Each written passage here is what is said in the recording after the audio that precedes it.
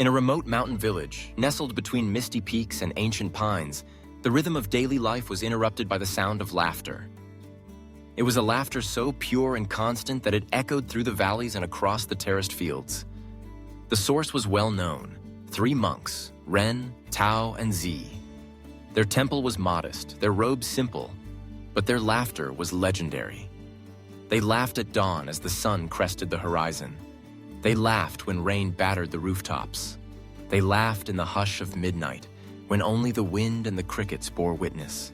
The villagers, burdened by their own worries, often wondered at the monks' joy.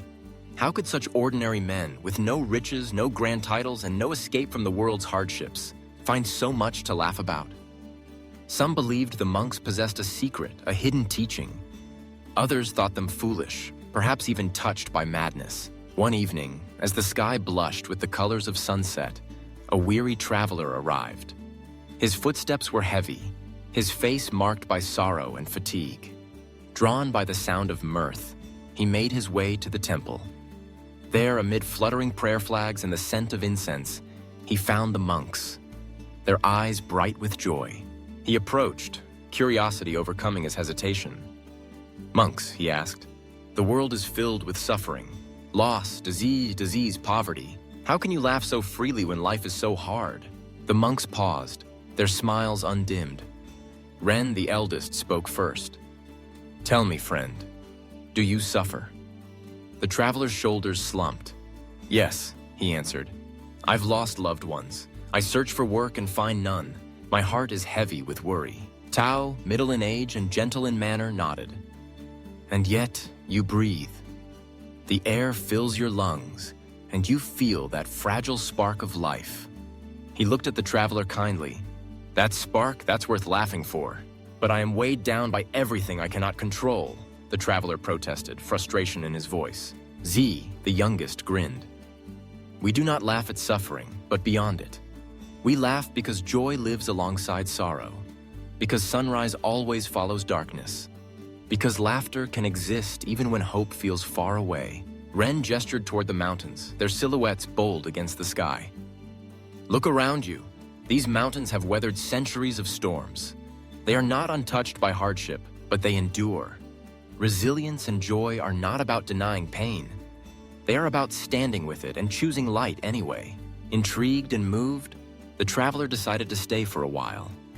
He watched the monks work and pray, chop wood and fetch water.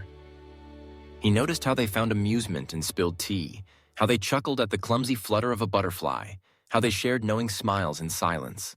Their laughter was not forced or frantic.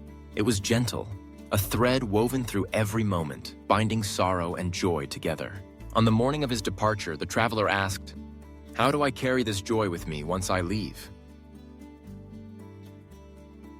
Tao bent and plucked a single blade of grass. "This blade bends in the wind, bending again and again. It survives by responding, not resisting. Let your joy bend with life. Cultivate it even when storms come." Ren added, "Your heart is not a cup that empties, it is a garden. Feed it with small moments of laughter, of gratitude, of connection. Even when pain visits, remember, joy can grow again." As the traveler departed, he carried a new understanding. True joy was not an escape from hardship, but a gentle defiance in its midst. On the road, he paused to breathe, noticing sunlight on the damp earth, a breeze on his cheek. In that quiet, his heart smiled. For sometimes, the simplest wisdom changes everything. In the face of hardship, choose to laugh. And like the 3 monks, you may discover that laughter is not the denial of pain, but its quiet, luminous triumph.